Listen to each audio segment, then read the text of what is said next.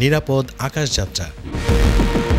আমরা সবাই বিশ্বাস করি প্লেন চড়ে গন্তব্যে পৌঁছাবো, কিন্তু হঠাৎ যদি হাজার হাজার কিলোমিটার আকাশে থাকা একটি আধুনিক বিমান চিরতরে উধাও হয়ে যায়?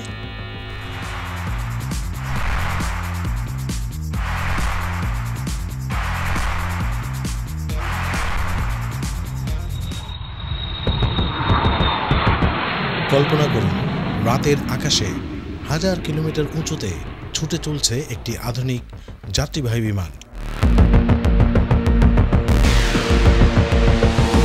হঠাৎ সবকিছু অন্ধকার, রাডার স্ক্রিনে এক নিমিষে অদৃশ্য হয়ে গেল বিমানটি।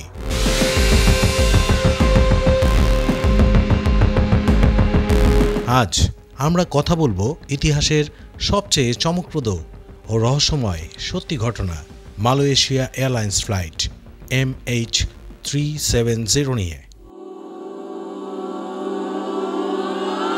2014 সালের 8 মার্চ 239 জন যাত্রী ও ক্রু নিয়ে আকাশে ওঠে ফ্লাইট MH370।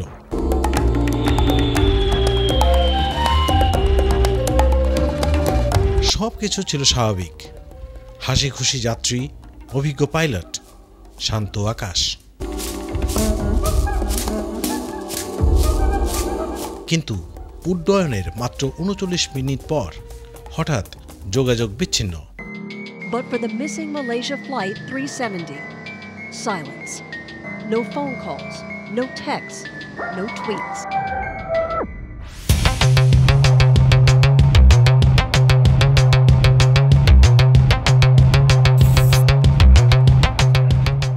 রাডারের সবুজ আলো যেখানে প্লেনের অবস্থান দেখাচ্ছিল, এক মুহূর্তে সেটি অদৃশ্য হয়ে গেল, যেন আকাশ গিলে খেল বিমানটিকে।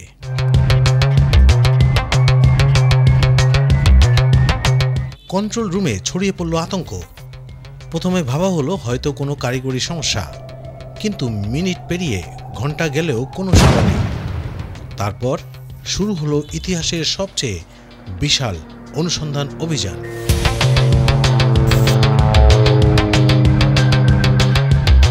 26টি দেশ, অনেকগুলো জাহাজ, যুদ্ধবিমান, সবাই খুঁজছে এক বিমানের ছায়াকে।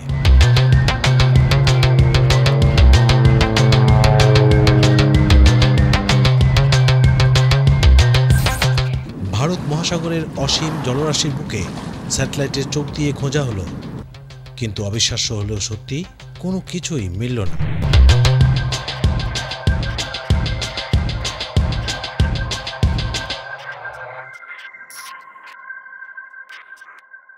না ব্ল্যাক বক্স, না ধ্বংসাবশেষ, যেন পুরো প্লেনটাই বাতাসে মিলিয়ে গেছে।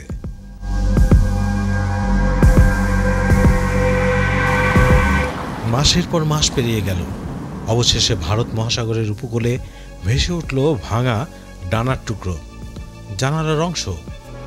এগুলো প্রমাণ করল প্লেনটি হারিয়ে গেছে, কিন্তু কোথায়? বিশ্বজুড়ে উঠল নানা প্রশ্ন।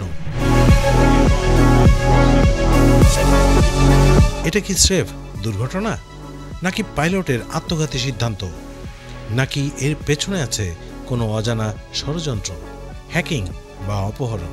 কেউ জানে না। রহস্য এখনো অন্ধকারে ঢাকা।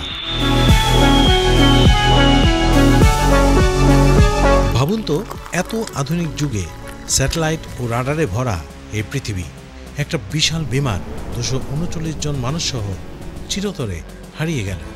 আজও পরিবারগুলো জানে না তাদের প্রিয়জনেরা জীবিত না মৃত, কোথায় তাদের শেষ গন্তব্য।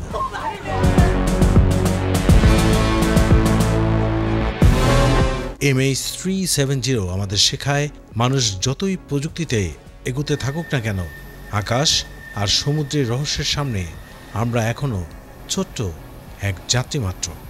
আপনার কি মনে হয় ফ্লাইট MH370 এর সত্যি কি হয়েছিল? দুর্ঘটনা নাকি ষড়যন্ত্র? আপনার মতামত কমেন্টে জানাতে ভুলবেন না। আর এরকম রহস্যময় সত্যি ঘটনার গল্প পেতে আমার চ্যানেলটি সাবস্ক্রাইব করুন। দেখার জন্য ধন্যবাদ।